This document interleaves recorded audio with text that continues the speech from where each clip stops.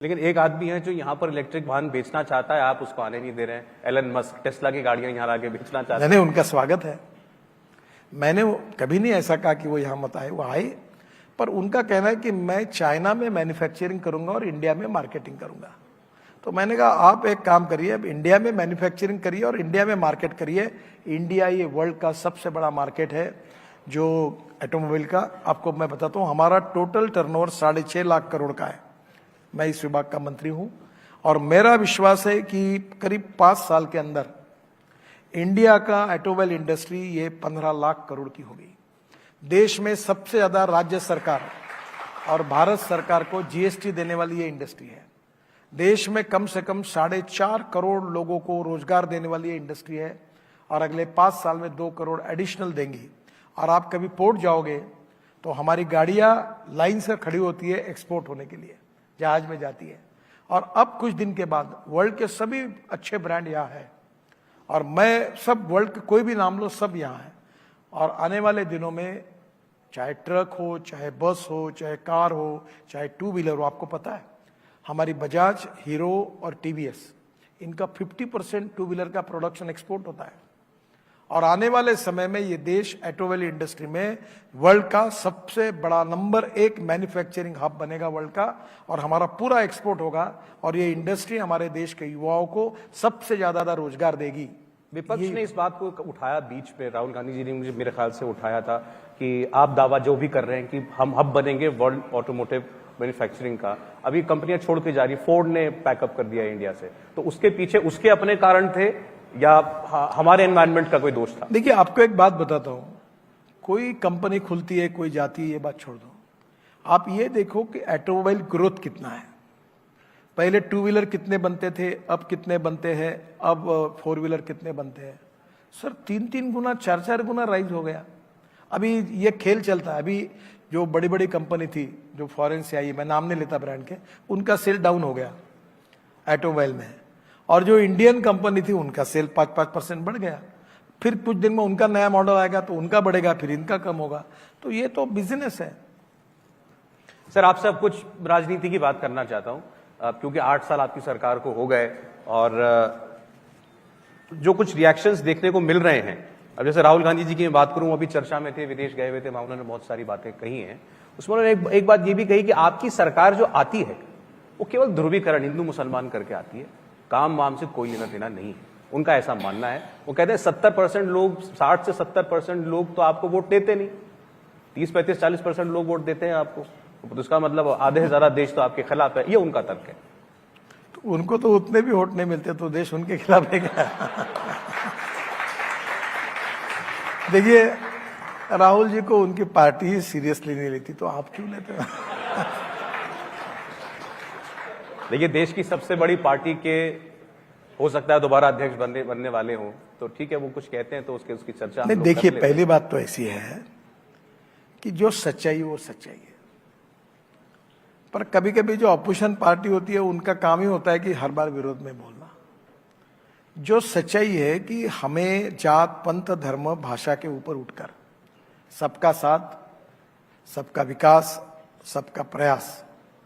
मुझे एक बात बताइए कि मोदी जी के नेतृत्व में हमारी सरकार ने इतनी योजनाएं बनाई, एक भी योजना में कभी ये डिस्क्रिशन किया है क्या कि इसका फायदा केवल हिंदू को मिलेगा, मुसलमान को नहीं मिलेगा? हमने अगर गैस का सिलेंडर दिया तो क्या हम देश के सभी गरीबों को नहीं दिया? हमने प्रधानमंत्री आवास योजना में घर बनाए, सबको नहीं दिए। हमने रोड बनाए, सब राज्यों में बनाए, सब जगह बनाए। जिन्होंने हमको चुनकर दिया वहां भी बनाया, जिन्होंने नहीं दिया वहां भी मैं केरल में काम करता हूं, हमारा एक भी मेंबर ऑफ पार्लियामेंट नहीं है। तो मैं आपको ये बात कहता हूं कि हमारी व्यवहार में ही हमने कभी डिस्क्रिमिनेशन नहीं किया। और मैं आपको एक बात बताता हूं कि कोई भी आदमी उसकी जात, पंथ, धर्म और भाषा से बड़ा नहीं होता, सेक्स से बड़ा नहीं होता, उसके गुणों से बड़ा होता है। और social equality and economic equality is a part of conviction for all of us. और इसलिए हम जातीयवाद की, सांप्रदायिकता की राजनीति नहीं करते। और पर ये बात क्या होती है कि कभी कभी इतिहास में इमेज वर्सेस रियलिटी वाली कहानी होती है, और उसमें कभी कभी एक समय, कांग्रेस के समय, अपीजमेंट ऑफ माइनॉरिटीज को सेकुलरिज्म का नाम दिया गया। हमारा कहना है कि सब धर्मों के साथ समान न्याय हो, सब जात पंथ धर्म भाषा कोई भी हो, सबके साथ समान न्याय हो, तो हम एंटी सेकुलर। और जो लोग एक विशिष्ट लोगों की अपीजमेंट करते थे वो सेकुलर, ऐसा नहीं हो सकता। और इसलिए हमने कोई भी डिस्क्रिमिनेशन नहीं किया है। ये गलत प्रचार है। जब कन्विंस नहीं किया जाता तो कंफ्यूज करने की कोशिश वोट बैंक पॉलिटिक्स के लिए होती है। हमने कभी नहीं किया। हम किसी पर अन्याय नहीं करेंगे, सबको बराबरी का मौका मिलेगा, सभी योजनाओं का फायदा सब जात पंथ धर्म भाषा सबको मिलेगा। हम किसी प्रकार के सोशल और इकोनॉमिक डिस्क्रिमिनेशन को मान्य नहीं करते और हम नहीं करेंगे। ये बात आपकी ठीक है, मानने योग्य है कि आपकी सरकार की योजनाओं में ये देखकर कोई भेदभाव नहीं है कि कौन कहाँ रहता है, क्या किस जात का है, किस धर्म का है। लेकिन ये जरूर है कि जो मुद्दे आप उठाते हैं या आपकी पार्टी उठाती है वो जरूर कुछ ऐसे लगते हैं कि जैसे केवल एक खास तबके के खिलाफ हैं, या उनको कम से कम ऐसा लगता है। जो शुरू हुआ था सीएए के साथ, एनआरसी के साथ जो शुरू हुआ, उसके बाद वो हिजाब पर आ गया, फिर नमाज पर आ गया, फिर लाउड स्पीकर पर आ गया। तो उनका कहना है कि भाई ऐसा क्या है कि हर हफ्ते एक नया इशू जो है ऐसा। देखिए, आप मुझे थोड़ा सा माइंड सेटअप आपका पॉजिटिव करके सोचिए। क्या कश्मीर में 370 हटने के बाद प्रगति और विकास नहीं हुआ? आज हिंदुस्तान के उद्योगपति वहां जाकर होटल रेस्टोरेंट के लिए जगह ले रहे, रोजगार पैदा हो रहा है, इंफ्रास्ट्रक्चर अच्छा हो रहा है, IT engineering college medical college खुल रहे हैं। क्या इसका फायदा नहीं है? क्या ये मुसलमानों के खिलाफ है? गलत बात है। 370 के कारण कश्मीर में इकोनॉमिक ग्रोथ की गति बढ़ी है। और इसलिए मुझे बताइए, जो विदेशी नागरिक है देश में घुसे हुए हैं, क्या वो विदेशी नागरिक जो है हमारे देश के नागरिक नहीं है, उनके खिलाफ कार्रवाई नहीं होनी चाहिए? क्या हमारे देश में क्या बांग्लादेश, पाकिस्तान या कोई भी देश ऐसे ही घुसने देता है? और हमारे देश में अगर कोई इलीगल वे से घुसे हैं तो क्या उसको रोकना नहीं चाहिए, उसमें कार्रवाई नहीं करनी चाहिए? मैं आपको एक बात बताता हूं कि आप हर विषय के मेरिट में जाइए। यह विषय जातीयता, सांप्रदायिकता और धर्म के साथ जुड़ा नहीं है, ये राष्ट्रीयता के साथ जुड़ा है। और हिंदुस्तान की राष्ट्रीयता के साथ कमिटमेंट रखना ये कोई कम्युनल अप्रोच नहीं है, कास्ट लाइन नहीं है, ये सांप्रदायिकता का अप्रोच नहीं है। मैं आपको हम यही पढ़े कि संस्कृति सबकी एक चिरंतन, पुरखे जिसके हिंदू है, विराट सागर समाज अपना, हम सब इसके बिंदु है। हम उपासना पद्धति उनकी अलग हो सकती है और उनको अधिकार है, वो एक बार नहीं 10 बार नमाज पढ़े, कोई गुरुद्वारे में जाए, कोई बौद्ध विहार में जाए, कोई जैन मंदिर में जाए, कोई हिंदू मंदिर में जाए, उसका अधिकार है। और हमारे डेमोक्रेसी, हमारी लोकतंत्र ने, हमारे संविधान ने हमारे को फ्रीडम दी है, फंडामेंटल राइट्स दिए हैं, कोई उसका ऑब्जेक्शन नहीं है।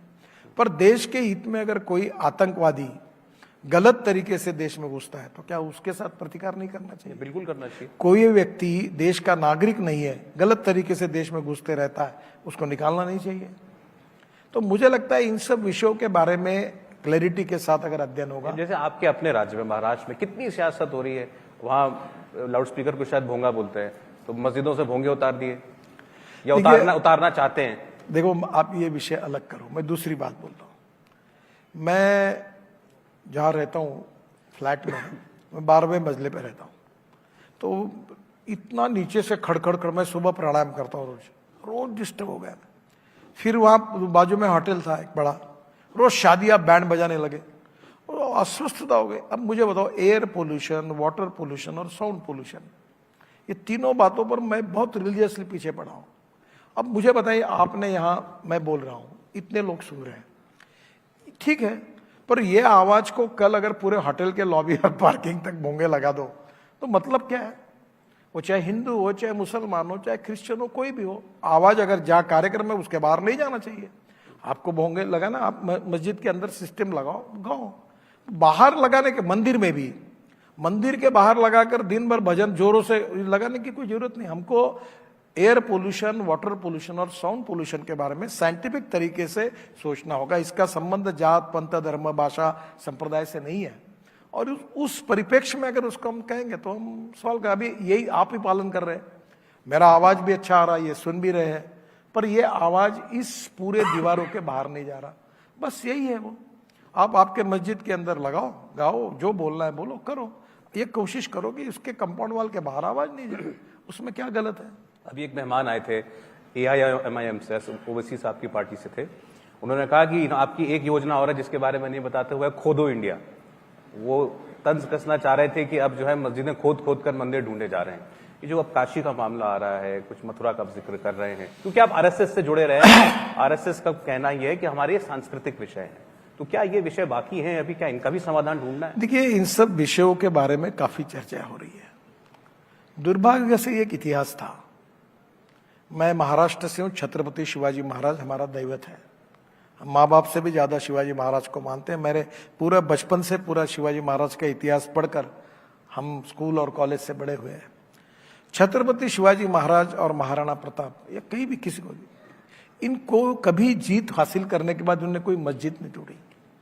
और पिछले 4000 साल के इतिहास में देखो, जो भी मुस्लिम राजा जीता तो पहले उसने मस्जिदें तोड़ डाली, वहां मंदिरें तोड़ डाले और वहां मस्जिदें बनाई। ये गलत है, ये मुसलमान भी मानते कि ये गलत है। तो स्वाभाविक रूप से अयोध्या के ऊपर यही विषय चला, सुप्रीम कोर्ट का निर्णय आया, ये मंदिर था कि मस्जिद थी। तो ये इस प्रकार के जो विवाद है, इसको निश्चित रूप से ये जो हुए हैं ये पुराने इतिहास के हैं, पर इसके ऊपर कहीं ना कहीं लोगों की भावनाएं भी होती है। पर मुझे लगता है कि इसमें हमारे कोर्ट है, हमारा संविधान है, हमारी व्यवस्था है, और इसमें से कटुता न बढ़ाते हुए हमने इन सब को बातों को सुलझाना चाहिए। यही सरकार की सोच है। लेकिन अगर ये मामले उठ रहे हैं तो गलत नहीं है। उठेंगे सर, ये कभी ना कभी इतिहास में देखिए, आज हम जो भविष्य में सोच रहे हैं वो वर्तमान काल का अनुभव ले रहे हैं, पर हमारे वर्तमान काल पर भूतकाल का भी प्रभाव होता है। तो स्वाभाविक रूप से कभी ना कभी अब ये विषय उठते हैं, उठाने वालों का अधिकार है, हम किसी को रोक नहीं सकते, पर उसमें सामोपचारिक मार्ग से, समन्वय के माध्यम से उसको कैसे मार्ग निकालना, भाईचारा कैसे कायम रखना, समाज का सौहार्द कैसे कायम रखना, इसकी जिम्मेदारी समाज की भी है, देश की भी है, सरकार की भी है। और सब लोग मिलकर हम शांति के साथ इन सब विषयों की तरफ देखें तो समाज के लिए और देश के लिए अच्छा होगा। इंडिया टीवी हर वक्त हर जगह डाउनलोड करने के लिए सर्च करें India TV news Google play store या ऐप स्टोर पर।